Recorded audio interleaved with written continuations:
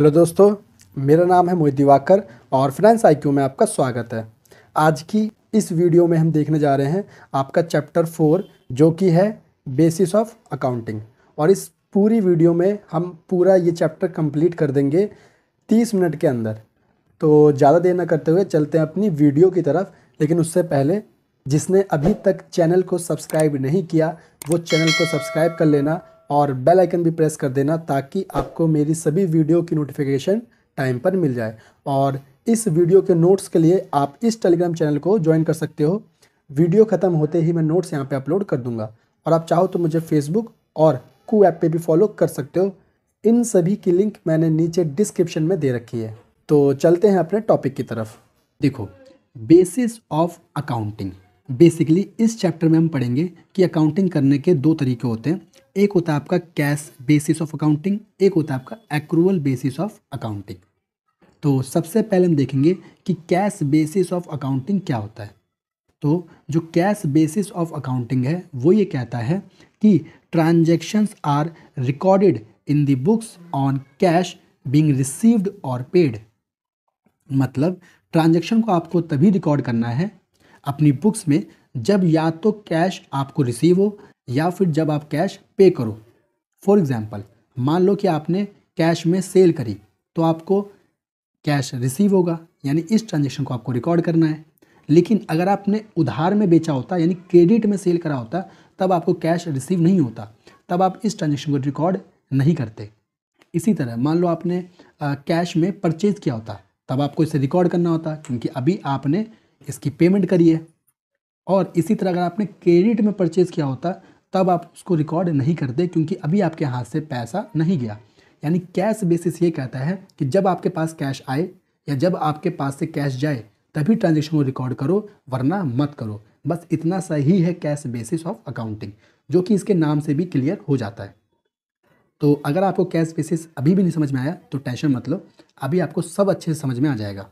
तो अब समझते हैं हम एक्रूअल बेसिस ऑफ अकाउंटिंग क्या होता है। वैसे मैंने जब आपको चैप्टर 3 पढ़ाया था तो वहाँ पे मैंने आपको एक्रूअल अजम्पशन के बारे में बताया था। तो अगर आपने वो वीडियो मेरा देखा है तो आपको ये अच्छे से समझ में आ जाएगा। वैसे टेंशन लेने की बात नहीं है, आपको मैं अच्छे से क्लियर कर दूंगा। तो देखो, यहाँ पे हम पढ़ते हैं एक्रूअल बेसिस ऑफ अकाउंटिंग ये कहता है कि transaction are recorded in the books when they are incurred whether cash is received, paid और नॉट। इसका मतलब आपको ट्रांजैक्शन उसी समय रिकॉर्ड करना है जब वो ट्रांजैक्शन हो जाए। भले ही हमें कैश मिले चाहे ना मिले, हमें उससे कोई मतलब नहीं।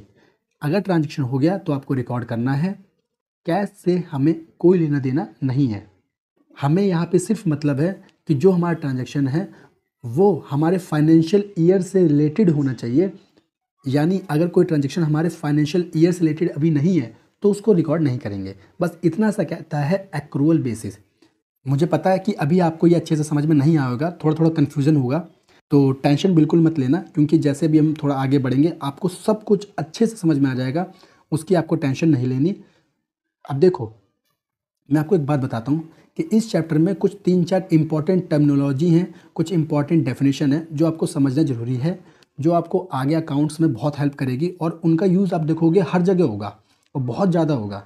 तो वो समझ लेना, ठीक है। और आपको टेंशन नहीं लेनी क्योंकि उन्हीं डेफिनेशन की हेल्प से मैं आपको बहुत अच्छे से क्लियर कर दूंगा कि कैश बेसिस ऑफ अकाउंटिंग में कब ट्रांजैक्शन रिकॉर्ड होना है, एक्रूअल बेसिस ऑफ अकाउंटिंग में कब ट्रांजैक्शन रिकॉर्ड होना है। तो स्टार्ट करते हैं पहली टर्मिनोलॉजी से या फिर कह सकते हो पहली डेफिनेशन से। तो वो है आपकी आउटस्टैंडिंग एक्सपेंस। अब आउटस्टैंडिंग एक्सपेंस का जो मतलब होता है वो होता है बकाया खर्च। अब देखो, आउटस्टैंडिंग एक्सपेंस कहता है कि ऐसा एक्सपेंस जो हो गया है बट अभी तक आपने पे नहीं किया, उसे हम कहते हैं आउटस्टैंडिंग एक्सपेंस, यानी expense incurred but not paid. अभी आपको एक एग्जांपल से समझाता हूँ।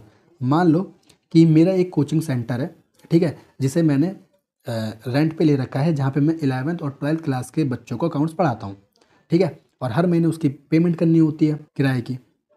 और अभी आपको पता है कि जो फाइनेंशियल ईयर चल रहा है वो चल रहा है 2022-2023, ठीक है। अब देखो हुआ क्या कि मकान मालिक आता है और कहता है कि इस महीने का मुझे किराया दे दो। तो मैंने क्या किया कि मैंने उससे कहा कि अभी मेरे पास किराया नहीं है और मैंने उसे किराया नहीं दिया, या मैंने उससे कह दिया कि मैं आपको अगले महीने दे दूँगा किराया। तो बेसिकली क्या है कि इस महीने का खर्चा तो हो चुका है, यानी वो एक्सपेंस तो हो चुका है, बट मैंने भी पे नहीं किया, तो इसे कहते हैं आउटस्टैंडिंग एक्सपेंस, या कह सकते हो आप आउटस्टैंडिंग रेंट। ठीक है, यानी ऐसे खर्चे जो हो गए बट आपने पे नहीं किए, यानी आपको पे तो करना चाहिए था बट आपने पे किया नहीं, तो इसे कहते हैं आउटस्टैंडिंग एक्सपेंस। अब जो कैश बेसिस होता है वो ये कहता है कि ऐसे ट्रांजेक्शन को आपको रिकॉर्ड नहीं करना, यानी आउटस्टैंडिंग एक्सपेंस को कैश बेसिस रिकॉर्ड नहीं करता। क्यों रिकॉर्ड नहीं करता? क्योंकि जब आपके हाथ से कैश गया ही नहीं तो ट्रांजेक्शन रिकॉर्ड भी नहीं होगा। लेकिन जो एक्रूअल बेसिस है वो ये कहता है कि आपको ट्रांजेक्शन रिकॉर्ड करना पड़ेगा, क्योंकि ये जो ट्रांजेक्शन है हमारे फाइनेंशियल ईयर से ही रिलेटेड है, और भले ही आपने कैश पे किया हो चाहे ना किया हो उससे हमें कोई मतलब नहीं। आउटस्टैंडिंग एक्सपेंस को एक्रूअल बेसिस रिकॉर्ड करेगा। तो ये था आपका आउटस्टैंडिंग एक्सपेंस, जहाँ पे कैश बेसिस और एक्रूअल बेसिस के अकॉर्डिंग हमने देखा कि ट्रांजेक्शन रिकॉर्ड होगा या नहीं होगा। तो अब देखते हैं नेक्स्ट डेफिनेशन, जो कि है हमारी प्रीपेड एक्सपेंस। अब प्रीपेड एक्सपेंस क्या होता है? प्रीपेड एक्सपेंस मतलब होता है ऐसे एक्सपेंस जिनको आपने एडवांस में ही पे कर दिया, उसे हम कहते हैं प्रीपेड एक्सपेंस। अब देखो, जैसे आपको पता है कि फाइनेंशियल ईयर चल रहा है 2022-23 का। अब मान लो जैसे मकान मालिक आ रहा है, हर महीने मेरे से किराया ले रहा है। अब मैंने उससे कहा कि सर क्या आप हर महीने आते हो किराया ले जाते हो? तो मैंने उनसे कहा कि सर एक काम करो, आप ना 2024 का भी ना रेंट आज ही ले लो, क्या बार बार आना, ठीक है, अभी ही आप इसका रेंट ले लो, ठीक है। तो अब देखो यहाँ पे हुआ क्या कि बेसिकली 2024 का रेंट मुझे पे करने की जरूरत थी नहीं आज, बट मैंने फिर भी पे कर दिया, तो इसे हम कहते हैं प्रीपेड एक्सपेंस। तो ऐसे एक्सपेंसेस को यानी प्रीपेड एक्सपेंसेस को कैश बेसिस तो रिकॉर्ड करता है, क्योंकि हमने भाई पेमेंट तो कर दी ना आज, हमने फ्यूचर की पेमेंट आज कर दी, हमारे हाथ से तो कैश चला गया, तो कैश बेसिस इसे रिकॉर्ड करेगा, बट एक्रूअल बेसिस इसे रिकॉर्ड नहीं करेगा। क्योंकि भले ही हमने आज पेमेंट करी है, लेकिन ये जो ट्रांजैक्शन है वो 2024 का था, हमारे इस फाइनेंशियल ईयर का नहीं था, तो एक्रूअल बेसिस इसे रिकॉर्ड नहीं करेगा। तो ये है बेसिकली आपका प्रीपेड एक्सपेंस। अब आपको थोड़ा थोड़ा सा आइडिया लग रहा होगा कि कैश बेसिस में क्या होता है और एक्रूअल बेसिस में क्या होता है, तो अभी टेंशन मत लो, अभी और अच्छे से समझ में आ जाएगा। तो देखो नेक्स्ट है हमारा जो कि है आपका एक्रूड इनकम। तो एक्रूड इनकम हम बोलते हैं ऐसी इनकम जो कि अर्न हो चुकी है बट अभी तक रिसीव नहीं हुई, यानी जो मुझे मिलनी चाहिए थी बट अभी तक मिली नहीं, उसे हम कहते हैं एक्रूड इनकम। अब मैं आपको एग्जांपल समझाता हूँ। देखो जैसे मैंने आपको बताया कि मेरा कोचिंग सेंटर है, वहाँ पे मैं 11वीं क्लास के बच्चों को 12th क्लास बच्चों को अकाउंट्स पढ़ा रहा हूँ, ठीक है।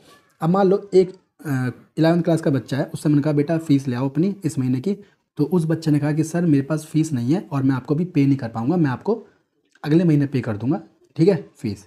तो मैंने कहा चलो कोई नहीं। तब तो अब आप यहाँ पे ये देख सकते हो कि ये इनकम मुझे मिलनी चाहिए थी बट मिली नहीं, तो ऐसी इनकम कहते हैं एक्रूड इनकम। और जो कैश बेसिस है वो उसे रिकॉर्ड नहीं करता। क्यों रिकॉर्ड नहीं करता? क्योंकि हमें तो कैश मिला ही नहीं, और जब तक कैश मिलेगा नहीं उस ट्रांजैक्शन को हम रिकॉर्ड करेंगे नहीं। लेकिन एक्रूअल बेसिस कहता है कि नहीं, इस ट्रांजैक्शन को रिकॉर्ड कर लेंगे, क्योंकि भले ही अभी हमें इनकम नहीं मिली, हमें अभी कैश नहीं मिला, लेकिन ट्रांजैक्शन तो हो चुका है और ये ट्रांजैक्शन भी हमारे फाइनेंशियल ईयर का ही है, तो इसे रिकॉर्ड करेंगे। तो एक्रूड इनकम आपको अब समझ में आ गई होगी। तो नेक्स्ट डेफिनेशन है हमारी इनकम रिसीव्ड इन एडवांस। अब जैसा ही इसका नाम है आप समझ रहे होंगे कि यहाँ पे जो इनकम है वो आपको एडवांस में मिल रही है, तो उसी को हम कहते हैं इनकम रिसीव्ड इन एडवांस, ठीक है। अब देखो मान लो कुछ बच्चे ऐसे भी तो हो सकते हैं जो मुझे कहें कि सर अभी हम आपके यहाँ पे 11th क्लास में ट्यूशन पढ़ रहे हैं और आप बहुत अच्छा पढ़ा रहे हो, तो हम चाहते हैं कि 12th क्लास भी आप हमें पढ़ाओ। तो सर एक काम करो कि आप ना 12th क्लास की फ़ीस भी ना अभी ले लो। हो सकता है कुछ एक दो बच्चे मुझे एडवांस में ही फ़ीस दे दें क्लास 12th की आज ही, अभी पढ़ 11th में रहे लेकिन 12th की दे दी। तो ऐसे बच्चों से जो मुझे फ़ीस मिल रही है, जो मुझे इनकम रिसीव हो रही है, वो है इनकम रिसीव्ड इन एडवांस। मतलब आप देख सकते हो कि मुझे ये पैसा वैसे मिलना नहीं चाहिए था बट फिर भी मुझे वो पैसा मिल गया, है ना। तो ऐसी इनकम यानी कि इनकम रिसीव्ड इन एडवांस को जो कैश बेसिस होता है वो इसे रिकॉर्ड करता है, क्योंकि भाई आज हमें पैसा मिल गया 12th क्लास का, यानी मेरे पास तो पैसा आ गया तो कैश बेसिस रिकॉर्ड करेगा। उसे मतलब ही नहीं किसी और चीज़ से, उसे मतलब सिर्फ पैसे के आने से और पैसे के जाने से। लेकिन जो एक्रूअल बेसिस है वो इसे रिकॉर्ड नहीं करेगा। वो इसलिए रिकॉर्ड नहीं करेगा क्योंकि भले ही हमें पैसा आज मिल रहा है लेकिन ये पैसा हमारे इस फाइनेंशियल ईयर का नहीं है, ये पैसा जो है हमारे नेक्स्ट फाइनेंशियल ईयर का है। ठीक है, तो इस ट्रांजेक्शन को यानी कि इनकम रिसीव्ड इन एडवांस को एक्रूअल बेसिस रिकॉर्ड नहीं करता। तो ये था दोस्तों कि कैसे कब हमें कैश बेसिस में रिकॉर्ड करना है, कब हमें एक्रूअल बेसिस में रिकॉर्ड करना है, कब कैश बेसिस में रिकॉर्ड नहीं करना और कब एक्रूअल बेसिस में रिकॉर्ड नहीं करना। तो उम्मीद करता हूँ कि आपको अब अच्छे से समझ में आ गया होगा कि कैश बेसिस ऑफ अकाउंटिंग क्या होता है और एक्रूअल बेसिस ऑफ अकाउंटिंग क्या होता है। इसके अलावा पूरी दुनिया including India accrual basis of accounting को ही फॉलो करते हैं, कैश बेसिस को फॉलो नहीं करते। तो दोस्तों ये था आज का टॉपिक। अब देखो, लास्ट वीडियो में हम पहले ही एक बार पढ़ चुके हैं कि आपका कैश बेसिस ऑफ अकाउंटिंग क्या होता है और एक्रूअल बेसिस ऑफ अकाउंटिंग क्या होता है। वहाँ पे मैंने आपको अच्छे से डिटेल में समझाया था, लेकिन इस वीडियो में हमारा basically cash basis of accounting को और डिटेल में समझने का होगा कि बेसिकली उसके एडवांटेजेस क्या हैं, उसके डिसएडवांटेजेस क्या हैं। तो वो तो हम आज की वीडियो में कवर करेंगे। और रही बात एक्रूअल बेसिस ऑफ अकाउंटिंग के एडवांटेज और डिसएडवांटेज के, वो नेक्स्ट वीडियो में आएगा। तो इस वीडियो में हम फोकस करेंगे सिर्फ कैश बेसिस ऑफ अकाउंटिंग पे। और जिसने पहला पार्ट नहीं देखा वो जरूर देख लेना, क्योंकि अगर आपने उसे नहीं देखा तो आपको हो सकता है थोड़ा समझने में दिक्कत हो। और उस वीडियो की लिंक मैं नीचे डिस्क्रिप्शन में दे दूंगा, पूरी प्लेलिस्ट की ही लिंक मैं नीचे डिस्क्रिप्शन में दे दूंगा, तो वहाँ से आप देख सकते हो। तो देखो, कैश बेसिस ऑफ अकाउंटिंग के एडवांटेज डिसएडवांटेज बताने से पहले एक बार मैं दोबारा से थोड़ा सा एक ओवरव्यू दे देता हूँ कि बेसिकली क्या होता है कैश बेसिस ऑफ अकाउंटिंग। अब देखो, कैश बेसिस ऑफ अकाउंटिंग ये कहता है कि आपको ट्रांजैक्शंस तभी रिकॉर्ड करने हैं जब या तो आपको कैश रिसीव हो रहा हो या फिर जब आप कैश पे कर रहे हो। इसके अलावा आपको ऐसा कोई भी ट्रांजैक्शन रिकॉर्ड नहीं करना जिसमें या तो आपके पास कैश आ नहीं रहा या जिसमें आप कैश पे नहीं कर रहे। यानी जो क्रेडिट ट्रांजैक्शन होते हैं उन्हें रिकॉर्ड नहीं करेंगे, यानी उधार में खरीदना उधार में बेचना, ये ट्रांजैक्शन रिकॉर्ड होंगे नहीं, क्योंकि कैश ना ही आ रहा है और ना ही कैश जा रहा है। इसी चीज को यहाँ पर फिर से लिखा हुआ है मैंने, एक बार आप देख लो कि रेवेन्यू यानी इनकम को आपको तभी रिकॉर्ड करना है जब वो एक्चुअल में आपको कैश रिसीव हो, और एक्सपेंस को आपको तभी रिकॉर्ड करना है जब आपके हाथ से कैश जाए। तो यही है आपका कैश बेसिस ऑफ अकाउंटिंग। अब हम देख लेते हैं कि इसके एडवांटेज क्या हैं और डिसएडवांटेज क्या हैं। तो देखो, एडवांटेज से स्टार्ट करते हैं। तो जो आपका पहला एडवांटेज ये है कि कैश बेसिस ऑफ अकाउंटिंग में ट्रांजैक्शंस को रिकॉर्ड करना इजी होता है। क्यों? क्योंकि इसमें सिर्फ हमें कैश ट्रांजैक्शन को ही रिकॉर्ड करना होता है, इसके अलावा किसी और ट्रांजैक्शन को रिकॉर्ड नहीं करना होता।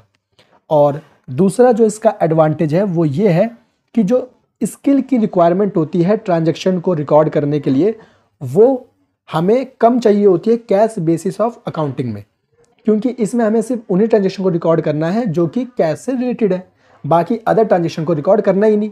जबकि एक्रूअल अजम्पशन में आपको सभी ट्रांजैक्शन को रिकॉर्ड करना पड़ता है।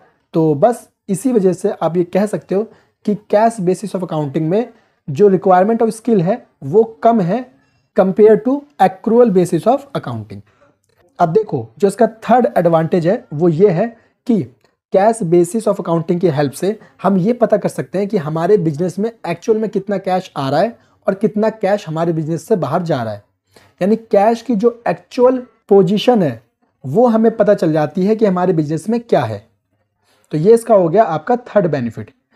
अब देखो, जो इसका फोर्थ एडवांटेज है वो ये है कि जो कैश बेसिस ऑफ अकाउंटिंग होता है वो उन बिजनेसेस के लिए बहुत बेस्ट है जिनके मोस्ट ऑफ द ट्रांजैक्शन क्या होते हैं, कैश से रिलेटेड होते हैं। तो उनके लिए कैश बेसिस ऑफ अकाउंटिंग सबसे बेस्ट है। तो ये थी इसकी एडवांटेजेस। अब हम एक बार देख लेते हैं इसके डिसएडवांटेज क्या है। तो देखो, जो डिसएडवांटेजेस हैं वो आपकी ये हैं। सबसे पहली डिसएडवांटेज तो यही है कि जो कैश बेसिस ऑफ अकाउंटिंग है वो क्रेडिट ट्रांजैक्शन को रिकॉर्ड ही नहीं करता, वो तो सिर्फ और सिर्फ कैश ट्रांजैक्शंस को रिकॉर्ड करता है। यानी कि जो हमने उधार में सामान खरीदा या जो हमने उधार में सामान बेचा, ऐसे ट्रांजैक्शंस को cash basis of accounting record नहीं करता। और देखो, जो इसका सेकंड डिसएडवांटेज है वो ये है कि हम पता नहीं कर पाते कि हमारे बिजनेस में एक्चुअल में कितना प्रॉफिट हो रहा है और कितना लॉस हो रहा है। क्यों? क्योंकि इसमें तो हमने सिर्फ रिकॉर्ड किए हैं ओनली कैश ट्रांजैक्शन, जो क्रेडिट ट्रांजैक्शन है उन्हें तो रिकॉर्ड किया ही नहीं। यानी उधार में हमने कितना बेचा, उधार में कितना खरीदा, जब ऐसे ट्रांजैक्शन इसमें है ही नहीं तो हम एक्चुअल में जो हमारा प्रॉफिट है बिजनेस का या फिर जो एक्चुअल में लॉस है बिजनेस का वो हमें पता चल ही नहीं पाता। तो ये इसकी सेकंड डिसएडवांटेज है। इसके अलावा आप कह सकते हो उसका थर्ड डिसएडवांटेज ये है कि जो कंपनीज एक्ट 2013 है वो इसे रिकग्नाइज्ड नहीं करता, तो ये भी इसकी डिसएडवांटेज है। और इसके अलावा आप कह सकते हो कि जो इसका फोर्थ डिसएडवांटेज है वो है कि ये लेस रिलायबल है। क्यों? क्योंकि जब कंपनीज एक्ट ही इसको मान्यता नहीं दे रहा, इसको रिकग्नाइज नहीं कर रहा, तो जो इसकी रिलायबिलिटी है वो ऑटोमेटिकली कम हो जाती है। तो ये थी इसकी डिसएडवांटेजेस। तो उम्मीद करता हूँ कि आपको एडवांटेजेस और डिसएडवांटेजेस अच्छे से समझ में आ गई होंगी। लेकिन फिर भी अगर आपको किसी पॉइंट में डाउट है तो आप मुझे नीचे कमेंट में पूछ सकते हो। देखो, बेसिस ऑफ अकाउंटिंग, अभी तक हम बेसिस ऑफ अकाउंटिंग में आपको पता है कि कैश बेसिस ऑफ अकाउंटिंग भी पढ़ चुके हैं पूरे डिटेल में, और एक्रूअल बेसिस ऑफ अकाउंटिंग भी पूरी डिटेल में पढ़ चुके हैं, जो मैंने पार्ट 1 में बताया था आपको। इसके अलावा पार्ट 2 में मैंने आपको कैश बेसिस ऑफ अकाउंटिंग के एडवांटेजेस और डिसएडवांटेजेस भी बताए थे। तो ये दोनों वीडियो की लिंक मैं नीचे डिस्क्रिप्शन में दे दूंगा, और आपको पूरी प्लेलिस्ट की लिंक भी नीचे डिस्क्रिप्शन में मिल जाएगी, तो वहाँ से आप इसे ज़रूर देख लेना, ठीक है। अब देखो, इस वीडियो में हमारा मेन फोकस रहेगा एक्रूअल बेसिस ऑफ अकाउंटिंग के एडवांटेजेस और डिसएडवांटेजेस। तो चलते हैं, स्टार्ट करते हैं। तो सबसे पहले एक बार मैं आपको दोबारा रिकैप कर देता हूँ कि basically accrual basis of accounting क्या होता है, फिर आगे हम इसके एडवांटेज और डिसएडवांटेज देखेंगे। अब देखो, जो आपका एक्रूअल बेसिस ऑफ अकाउंटिंग है वो ये कहता है कि आपको ट्रांजैक्शंस को तभी रिकॉर्ड कर लेना है जैसे ही वो ट्रांजैक्शंस हो जाए, यानी जैसे ही वो ट्रांजैक्शन अकर हो जाए उन्हें आपको रिकॉर्ड करना है, भले ही आपको अभी कैश रिसीव हुआ है या फिर नहीं। यानी कैश रिसीव हो या ना हो उससे कोई मतलब नहीं है, जैसे ही ट्रांजैक्शंस हो जाए उससे आपको रिकॉर्ड करना है। तो ये कहता है आपका एक्रूअल बेसिस ऑफ अकाउंटिंग।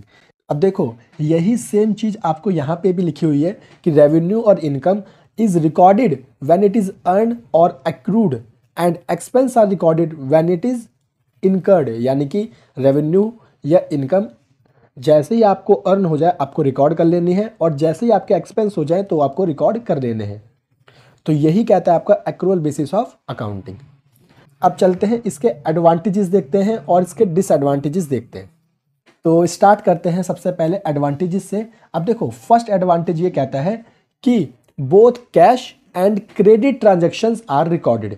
मतलब आपका जो एक्रूअल बेसिस है वो सभी तरह के ट्रांजैक्शन रिकॉर्ड करता है, चाहे वो कैश का ट्रांजैक्शन हो चाहे वो क्रेडिट का ट्रांजैक्शन हो। जबकि आपने कैश बेसिस ऑफ अकाउंटिंग में ये पढ़ा था कि वो सिर्फ कैश के ट्रांजैक्शन रिकॉर्ड करता है, ना कि क्रेडिट के।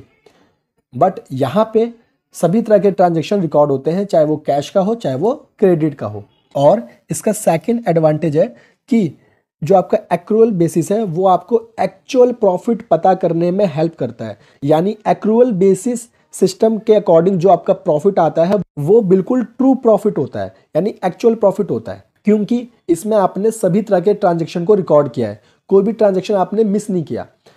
यानी यहाँ पे आपके कैश ट्रांजैक्शन को भी रिकॉर्ड किया गया है और क्रेडिट ट्रांजैक्शन को भी रिकॉर्ड किया गया है। जबकि कैश बेसिस में क्या था, सिर्फ कैश को हम रिकॉर्ड करते थे, जो कैश ट्रांजैक्शंस होते थे, तो वहाँ पे एक्चुअल प्रॉफिट नहीं आ पाता था, क्योंकि वहाँ पे क्रेडिट ट्रांजैक्शन को रिकॉर्ड हमने नहीं किया था। तो अब आप इसकी सेकंड एडवांटेज समझ गए। इसी तरह जो इसकी थर्ड एडवांटेज है वो ये है कि एक्रूअल बेसिस ऑफ अकाउंटिंग को कंपनीज एक्ट 2013 रिकॉग्नाइज करता है। तो ये इसकी थर्ड एडवांटेज है। और फोर्थ एडवांटेज है कि ये मोर रिलायबल है, क्योंकि जब इसको कंपनीज एक्ट ही रिकॉग्नाइज कर रहा है, जब इसे लॉ रिकॉग्नाइज कर रहा है, तो इसका मतलब ये मोर रिलायबल है। तो दोस्तों, ये थे इसके एडवांटेजेस। अब एक बार हम इसके डिसएडवांटेजेस भी देख लेते हैं। तो देखो, सबसे पहले फर्स्ट डिसएडवांटेज से स्टार्ट करते हैं। तो जो है आपका कि this system is not simple as cash basis of accounting. तो ये जो सिस्टम है यानी एक्रूअल बेसिस ऑफ अकाउंटिंग, ये ना उतना सिंपल नहीं है जितना कि कैश बेसिस है। अब देखो कैसे, क्योंकि कैश बेसिस में हमें सिर्फ कैश वाले ट्रांजैक्शन ही रिकॉर्ड करने होते थे, तो बहुत सिंपल होता था। लेकिन यहाँ पर तो देखो, आपको सभी तरह के ट्रांजैक्शन रिकॉर्ड करने, तो अब आप इसकी पहली डिसएडवांटेज समझ गए होंगे। और देखो, दूसरी डिसएडवांटेज है कि एक्रूअल बेसिस ऑफ अकाउंटिंग जो है वो कॉम्प्लिकेटेड है, क्योंकि इसमें आपको ज़्यादा स्किल चाहिए, ज़्यादा आपको टाइम चाहिए, रिसोर्सेज चाहिए, क्योंकि आपको पता है कि इसमें सभी तरह के ट्रांजैक्शन रिकॉर्ड होने हैं, कैश ट्रांजैक्शन रिकॉर्ड होने हैं, आपके क्रेडिट ट्रांजैक्शन रिकॉर्ड होने हैं। तो यहाँ पे आपको पूरी स्किल होनी चाहिए अकाउंटिंग की, तभी आप इन ट्रांजैक्शन को रिकॉर्ड कर सकते हो, है ना। और देखो, क्योंकि यहाँ पे सभी तरह के ट्रांजैक्शन रिकॉर्ड होंगे तो आपको टाइम भी ज़्यादा लगेगा, तो ये हो गई इसकी सेकंड डिसएडवांटेज। अब देखो जो इसकी थर्ड डिसएडवांटेज है वो ये है कि इसमें ना आप जल्दी से प्रॉफिट और लॉस नहीं निकाल सकते, क्योंकि आपको बहुत सारी एडजस्टमेंट वगैरह करनी है, ठीक है, बहुत सारे ट्रांजेक्शन रिकॉर्ड करने हैं, तो उतना क्विकली आप प्रॉफिट एंड लॉस को पता नहीं कर सकते अपने, जितना आप कैश बेसिस में पता कर सकते हो। क्योंकि कैश बेसिस में तो सिंपल सा क्या है कि सारे कैश ट्रांजेक्शन को रिकॉर्ड करना है ना, तो वहाँ पे इजीली पता चल जाता है। लेकिन यहाँ पे आपको बहुत सारे ट्रांजेक्शन रिकॉर्ड करने होते हैं, बहुत सारी एडजस्टमेंट करनी होती है, इसलिए जो कंपनी की ट्रू फाइनेंशियल पोजीशन है वो भी आपको पता करने में थोड़ा सा ज़्यादा टाइम लगता है एक्रूअल बेसिस ऑफ अकाउंटिंग में। तो ये थे आपके एक्रूअल बेसिस ऑफ अकाउंटिंग के डिसएडवांटेजेस। तो उम्मीद करता हूँ दोस्तों कि आपको एडवांटेजेस और डिसएडवांटेजेस अच्छे से समझ में आ गए होंगे। फिर भी अगर आपको कोई लगता है कि कोई डाउट है तो नीचे आप कमेंट सेक्शन में पूछ सकते हो, मैं आपके सभी कमेंट्स का रिप्लाई जरूर करूँगा, तो कुछ भी डाउट हो जरूर पूछ लेना। Difference between cash basis accounting and accrual basis of accounting. सबसे पहले हम मीनिंग से ही स्टार्ट करते हैं। देखो कैश बेसिस ऑफ अकाउंटिंग की डेफिनेशन है the accounting method in which the income और expense is recognized only when there is actual inflow और आउटफ्लो ऑफ कैश। मतलब कैश बेसिस अकाउंटिंग के अकॉर्डिंग हम इनकम तब मानेंगे जब हमारे पास कैश का इनफ्लो होगा, यानी कि हमारे पास कैश आएगा, और हम एक्सपेंस तब मानेंगे जब हमारे हाथ से कैश जाएगा, यानी कि कैश का आउटफ्लो होगा। ठीक है, तो ये तो हो गई कैश बेसिस ऑफ अकाउंटिंग की डेफिनेशन। अब एक्रूअल बेसिस ऑफ अकाउंटिंग की डेफिनेशन क्या है, तो देखो the accounting method in which the income और expense is recognized on mercantile basis. इसका मतलब है कि जैसे ही आपका ट्रांजेक्शन हो जाएगा आपको उसे रिकॉर्ड कर लेना है, भले ही आपको कैश रिसीव हो या ना हो, भले ही आपने कैश की पेमेंट करी हो या ना करी हो, अगर ट्रांजेक्शन हो गया है तो उसे रिकॉर्ड करना है। फॉर एग्जाम्पल मान लेते हैं कि हमने उधार में कोई चीज़ खरीदी, तो अभी पेमेंट तो हमने करी नहीं, पेमेंट हम करेंगे बाद में, तो इस ट्रांजेक्शन को फिर भी हमें रिकॉर्ड करना है, भले ही हम कैश बाद में देंगे, उससे कोई मतलब नहीं है। आपने तो भाई परचेज कर लिया तो आपको ट्रांजेक्शन रिकॉर्ड करनी है। इसी तरह अगर आपने कोई चीज़ सेल करी है उधार में, भले ही आपको पैसा नहीं मिला, अभी पैसा बाद में मिलने वाला है, लेकिन फिर भी आपको उसे रिकॉर्ड करना है जैसे ही आपने वो ट्रांजैक्शन कर दी, यानी जैसे ही आपकी सेल हो गई आपको वो रिकॉर्ड कर लेना है। तो ये कहता है एक्रूअल बेसिस ऑफ अकाउंटिंग। अब आ जाते हैं हम अपने सेकंड पॉइंट पे, जो कि है recording of transactions. Cash basis of accounting होता है वो ओनली कैश ट्रांजैक्शन को ही रिकॉर्ड करता है, यानी कि जब तक कैश का लेन देन नहीं होगा, यानी कि जब तक हमारे पास कैश नहीं आएगा या हमारे हाथ से कैश नहीं जाएगा, हम उन ट्रांजैक्शन को रिकॉर्ड नहीं करेंगे। जबकि एक्रूअल बेसिस ये कहता है कि हमें भाई कोई मतलब नहीं है कि कैश हमें मिला है या नहीं मिला है, तो चाहे ट्रांजैक्शन कैश का हो चाहे ट्रांजैक्शन क्रेडिट का हो, हमें तो ट्रांजैक्शन को रिकॉर्ड करना है अगर वो ट्रांजैक्शन हो चुका है। ठीक है, इसके अलावा नेक्स्ट पॉइंट है आपका थर्ड, जो कि है लीगल पोजीशन। तो देखो कैश बेसिस ऑफ अकाउंटिंग में कि जो ये मेथड है आपका कैश बेसिस का, इसे कंपनीज एक्ट 2013 ने रिकॉग्नाइज्ड नहीं किया। ठीक है, जबकि जो एक्रूअल बेसिस वाला जो मेथड है उसको कंपनीज एक्ट 2013 ने रिकॉग्नाइज्ड कर रखा है। नेक्स्ट पॉइंट है आपका रिकॉग्निशन ऑफ रेवेन्यू, यानी कि कब हम मानेंगे कि रेवेन्यू हुआ है या रेवेन्यू नहीं हुआ। तो मैंने आपको बताया कि कैश बेसिस में तो आपका सिंपल है कि जब कैश रिसीव होगा तभी हम उसे रेवेन्यू मानेंगे, और एक्रूअल बेसिस ये कहता है कि हमें तो उससे मतलब ही नहीं कैश हमें रिसीव हुआ है या नहीं। अगर हमने ट्रांजैक्शन कर दिया है और हमें भले ही वो कैश फ्यूचर में रिसीव हो, लेकिन फिर भी हम उसे आज ट्रांजैक्शन को रिकॉर्ड कर लेंगे। Fourth point recognition of expense. तो जो कैश बेसिस ऑफ अकाउंटिंग है वो तो सिंपल सा कहता है कि भाई हम एक्सपेंस तो तभी मानेंगे जब हमारे हाथ से कैश जाएगा, यानी कि जब तक हमने कैश की पेमेंट नहीं करी हम उसे एक्सपेंस की तरह ट्रांजैक्शन को रिकॉर्ड नहीं कर सकते। लेकिन जो एक्रूअल बेसिस है वो ये कहता है कि भाई एक्सपेंस अगर आपने कर दिया है, भले ही आपने पेमेंट नहीं करी, कोई नहीं, उस ट्रांजेक्शन को हम एज अ एक्सपेंस ट्रीट करेंगे। तो ये तो होगा आपके 4 पॉइंट मैंने आपके बता दिए हैं। अब आ जाते हैं अपने नेक्स्ट फिफ्थ पॉइंट पे। फिफ्थ पॉइंट है आपका इनकम स्टेटमेंट। अगर आप cash basis of accounting method को यूज कर रहे हो तो जो इनकम स्टेटमेंट है ना वो हमेशा कम आएगी, यानी कि उसमें जो इनकम है वो आपकी कम शो होगी। अब ऐसा क्यों? क्योंकि देखो हमने तो यहाँ पर सिर्फ और सिर्फ कैश के ही ट्रांजेक्शन को रिकॉर्ड करना है, हम क्रेडिट के ट्रांजैक्शन को तो रिकॉर्ड कर ही नहीं सकते। तो जब आप क्रेडिट के ट्रांजैक्शन को रिकॉर्ड नहीं कर सकते, तो अगर आपने कोई सेल करी है जो कि आपने उधार में सेल करी है, तो जब तक आपको उसका पैसा मिल नहीं जाएगा आप उस ट्रांजैक्शन को रिकॉर्ड करोगे नहीं। तो तब तक के लिए आपका जो इनकम है वो आपकी कम शो होगी, ठीक है। वहीं जब एक्रूअल बेसिस है, इसमें जो इनकम है वो आपकी कैश बेसिस से हायर आएगी हमेशा। क्यों? क्योंकि इसमें आपने कैश के ट्रांजैक्शन को तो रिकॉर्ड किया ही किया है, आपने क्रेडिट के भी ट्रांजैक्शन को रिकॉर्ड किया है। अब आ जाते हैं हम अपने नेक्स्ट पॉइंट जो कि है प्रॉफिट और लॉस। अब देखो, कैश बेसिस ऑफ अकाउंटिंग में जो आपका करेक्ट प्रॉफिट है, जो आपका करेक्ट लॉस है, वो आप फाइंड नहीं कर सकते। क्यों? क्योंकि यहाँ पे आपने सिर्फ और सिर्फ कैश ट्रांजैक्शन को ही रिकॉर्ड किया है, आपने क्रेडिट ट्रांजैक्शन को इग्नोर कर दिया है। तो जब आपने क्रेडिट ट्रांजैक्शन को इग्नोर कर दिया तो इसका मतलब आपको सही प्रॉफिट और सही लॉस नहीं पता चल सकता। लेकिन एक्रूअल बेसिस में आपको एक्चुअल जो आपका प्रॉफिट है या जो एक्चुअल जो आपका लॉस है वो आपको पता चल जाएगा, ठीक है, क्योंकि यहाँ पे आपने सारे ट्रांजैक्शन को रिकॉर्ड कर रखा है। Next point, simple versus technical. अब देखो, कैश बेसिस ऑफ अकाउंटिंग ये जो है बहुत सिंपल है। क्यों? क्योंकि यहाँ पे आपको सिर्फ कैश के ट्रांजैक्शन को रिकॉर्ड करना है और कुछ नहीं। जबकि जो एक्रूअल बेसिस है वो थोड़ा सा टेक्निकल नेचर है। क्यों? क्योंकि यहाँ पे आपको अब क्रेडिट ट्रांजैक्शन को भी रिकॉर्ड करना है, ठीक है। नेक्स्ट पॉइंट है आपका सुटेबल फॉर, मतलब देख लेते हैं कि कौन से मेथड को कौन यूज करता है। जो कैश बेसिस ऑफ अकाउंटिंग है, इस मेथड को नॉर्मली जो यूज करते हैं वो करते हैं not profit organisation, schools, college, charitable institution, ठीक है, प्रोफेशनल लाइक डॉक्टर, एडवोकेट, सभी यूज करते हैं कैश बेसिस ऑफ अकाउंटिंग को। और एक्रूअल बेसिस ऑफ अकाउंटिंग, इस मेथड को यूज करते हैं बिजनेसेस, क्योंकि उनका मेन मोटिव होता है प्रॉफिट कमाना। और एक्रूअल बेसिस ऑफ अकाउंटिंग में ही आपको एक्चुअल प्रॉफिट या एक्चुअल लॉस के बारे में पता चलता है। तो दोस्तों, ये था आज का टॉपिक। उम्मीद करता हूँ कि आपको वीडियो पसंद आई होगी, और अगर आपको वीडियो पसंद आई है तो प्लीज़ वीडियो को लाइक करना, शेयर करना और चैनल को सब्सक्राइब करना मत भूलना। मिलते हैं अब अपनी नेक्स्ट वीडियो में, तब तक के लिए थैंक यू।